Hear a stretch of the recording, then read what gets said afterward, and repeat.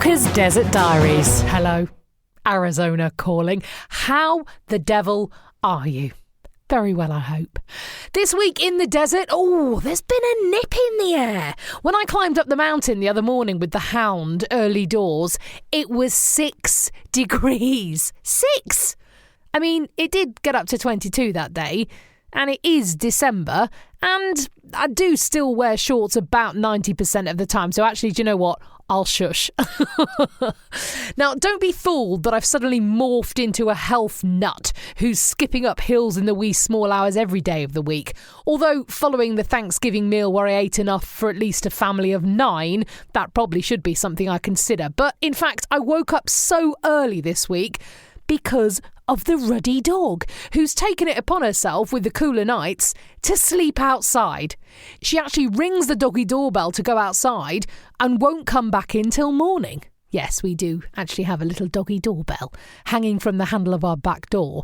And when she wants to nip outside to, well, as my nana would say, do her business, she actually nudges the bell with her nose so that we know to let her out. What a good girl. Anyway, this week she rang the bell happily to go out about 10 p.m. And then, unlike most days where we just see her little face at the back door when we get up in the morning and she casually strolls in, this time, 5 a.m, full-on husky howling to come indoors. I bet the neighbours thought a pack of coyotes had come down from the mountain, which actually they probably had anyway. But here we were, 5 a.m, wide awake, dog a ball of energy, mountain on our doorstep, and I thought, well, okay then. I mean, this is the stuff I moved here for, right? Watching the sunrise over the valley from the top of a mountain and then heading home for loads of coffee and fresh pancakes. And then the children on homeschooling asking me every 5 minutes what's the difference between a metaphor and a simile and can I do this long division? Okay, maybe not that last bit. None of us really bargained for that, did we?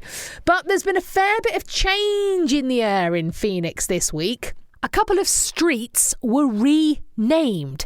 Now, one street name, which featured a really offensive word used to describe a Native American woman, changed its name to Piestewa Peak Drive in honour of a fallen Native American soldier, Lori Piestewa. Now, Lori was a member of the Hopi tribe and she was killed during an ambush in Iraq in 2003. There's actually a huge mountain in the centre of the valley called Piestewa Peak. It also used to have a different name. And I made the mistake of climbing that mountain one day and just being massively underprepared. It was quite hard. In flimsy trainers.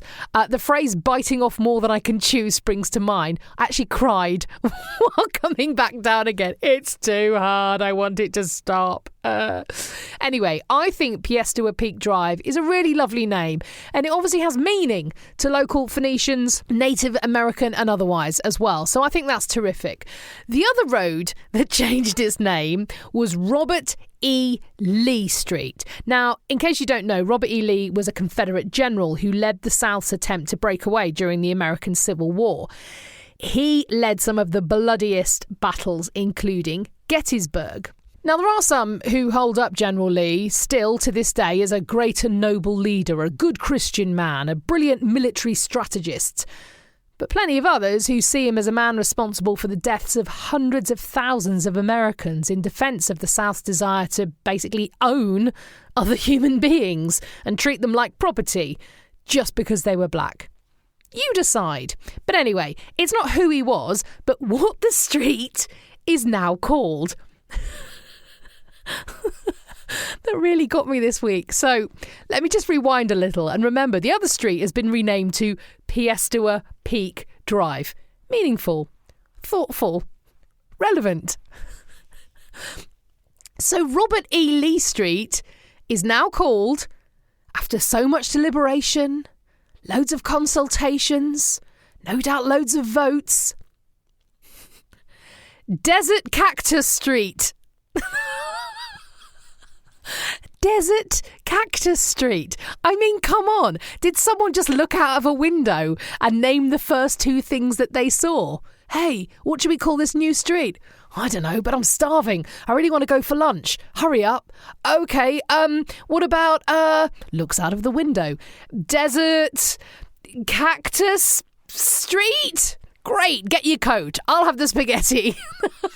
I mean, it is like a street in New York being called Skyscraper Liberty Road, or somewhere in Florida being called Ocean Palm Tree. I mean, it's just crazy, isn't it? Desert Cactus Street.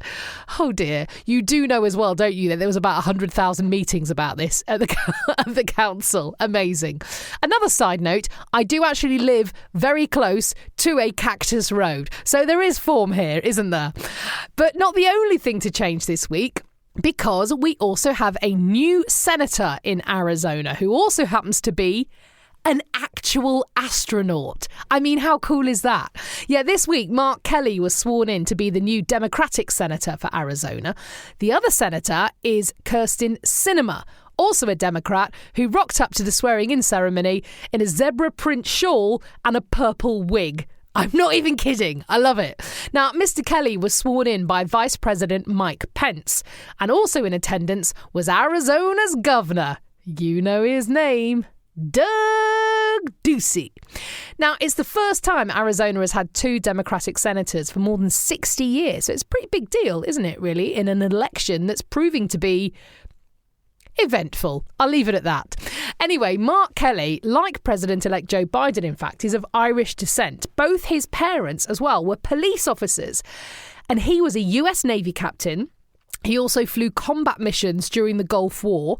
Funnily enough, side note, the incumbent senator, Martha McSally, who Mark Kelly beat in this election, was also a fighter pilot. The first woman fighter pilot, in fact, to ever fly in combat. Amazing, eh? Anyway, Mark Kelly was then selected as a NASA space shuttle pilot in the 90s, and he commanded loads of missions, including the final mission for the Space Shuttle Endeavour. In even more amazing news, he's got an identical twin brother, Scott Kelly, who's also an astronaut. I mean, come on. They are the only siblings to have both been into space. And he really does look exactly like him. And I just had this ridiculous thought of aliens intercepting their spacecraft and thinking, oh, right, so all humans look the same, do they? Got it. Anyway, Mark Kelly's wife is a woman called Gabby Giffords. That name might ring a bell to you because she was also a politician, a congresswoman, in fact. And she was horrifically shot and nearly killed in Tucson in 2011 in an attack that awfully killed 6 people who were attending the public meeting she was chairing. You might imagine both she and Mark Kelly are both advocates for gun control now. Whatever your politics, I think it's pretty cool to live in a state where the 2 senators are a purple-haired woman and an actual astronaut. I'm off for a drive on Desert Cactus Road. I'll see you in the desert.